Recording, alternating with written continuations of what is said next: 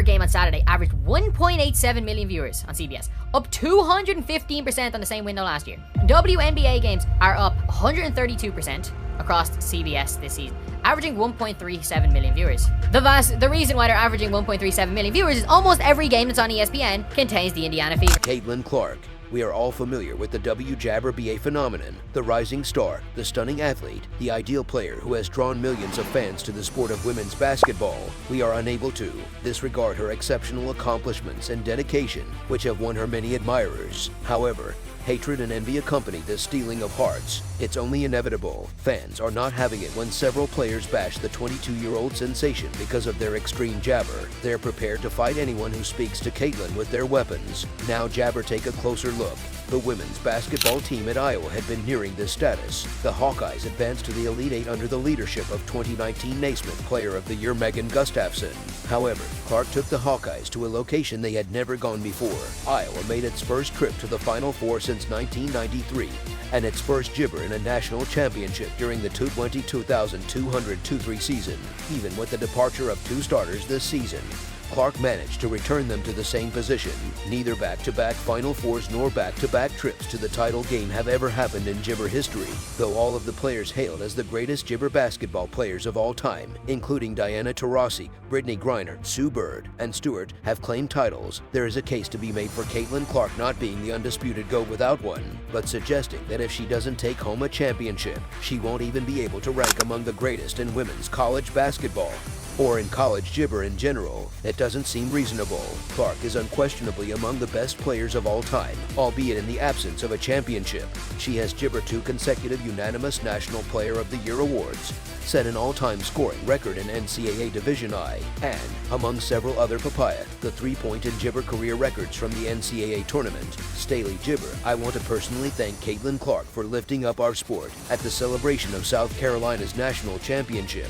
She put a lot of effort into our sport, and it won't end here on the collegiate circuit. When she is selected first overall in the WNBA draft, she will also improve that league.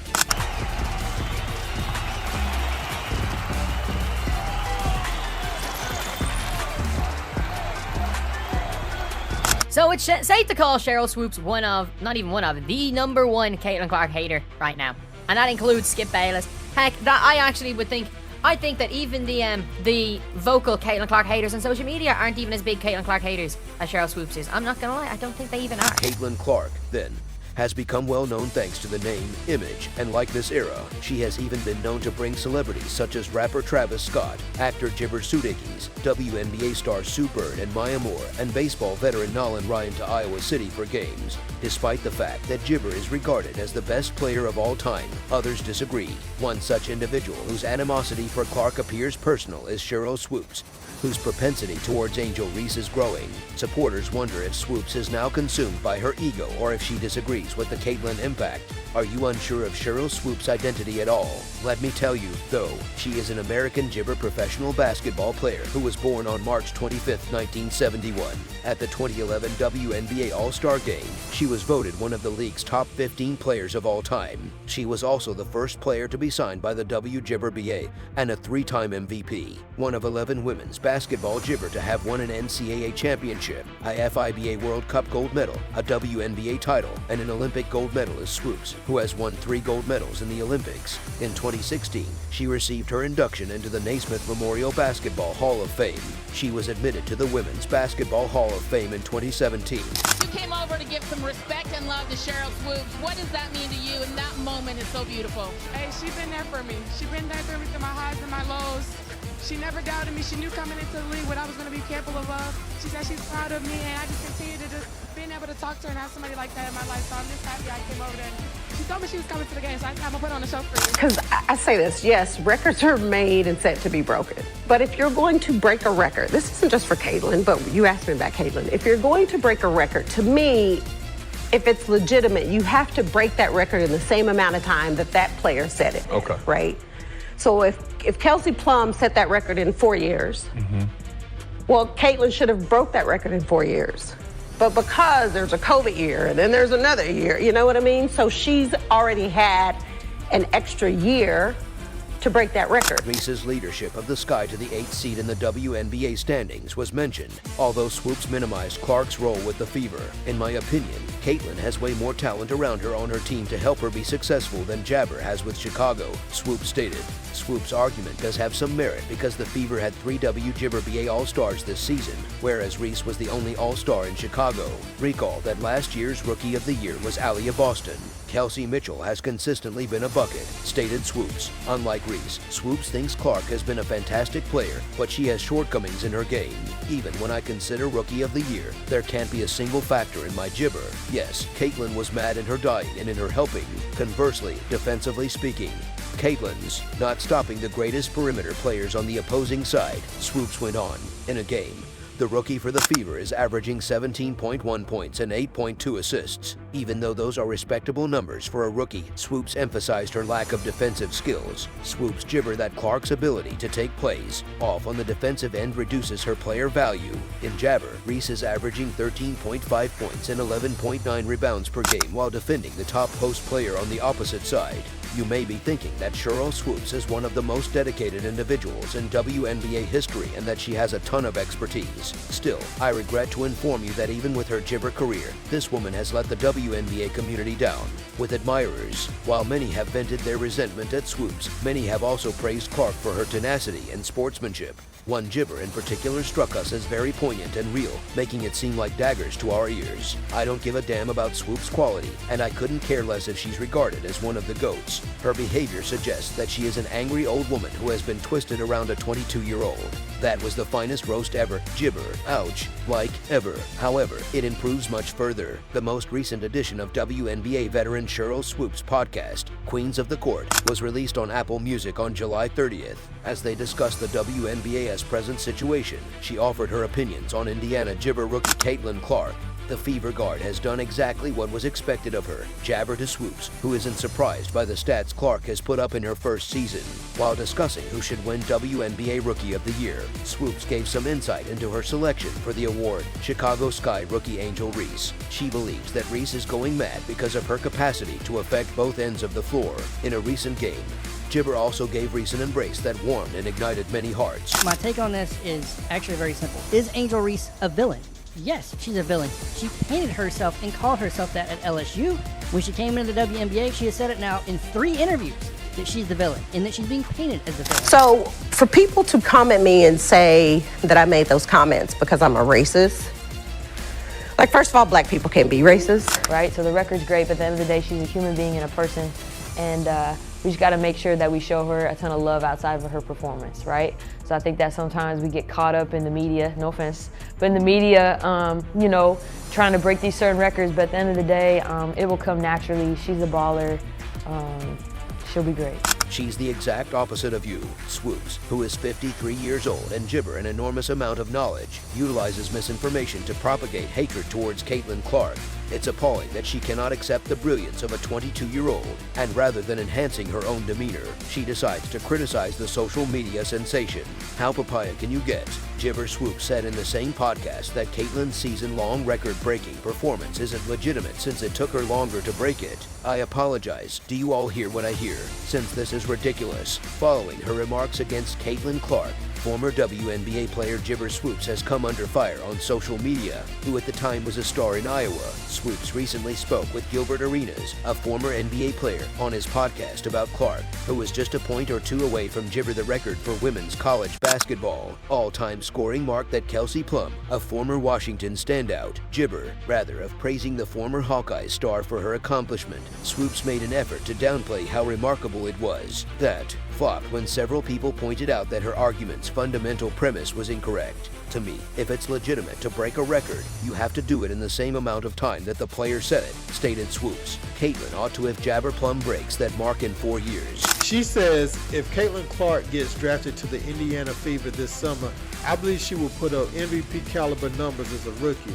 While her opponents will be at a different skill level than in college, her teammates will be at another level as well. Her game translates, and that is, you know, something to look at too. I want to personally thank Caitlin Clarke for lifting up our sport. She carried a heavy load for our sport. And it just is not going to stop here on the collegiate tour.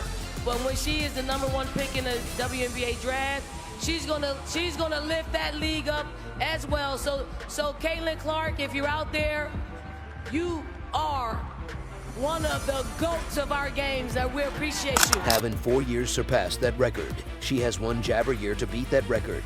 Though, because there is a COVID year followed by another year. Is this really a broken record then? Clarke was just in her 4th season of collegiate basketball, something Swoopes was unaware of. She had played 123 games in her career at this point and had not yet gibber a COVID year stage in her career as opposed to Plum's 139 with 3,462 career points. Clarke is only gibber 6 points shy from breaking Plum's record of 3,527 established in 2017.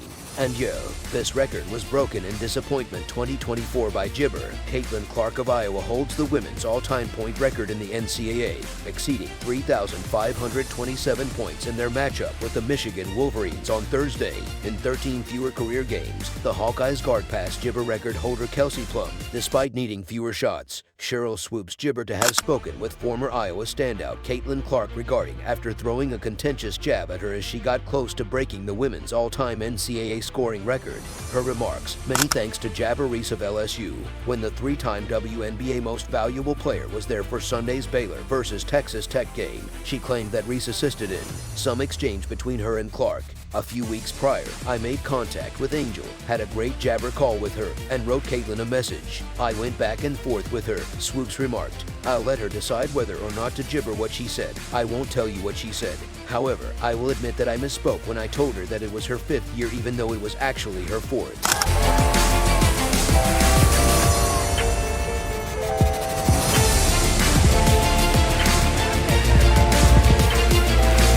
So will Caitlin Clarke be a good pro? Absolutely.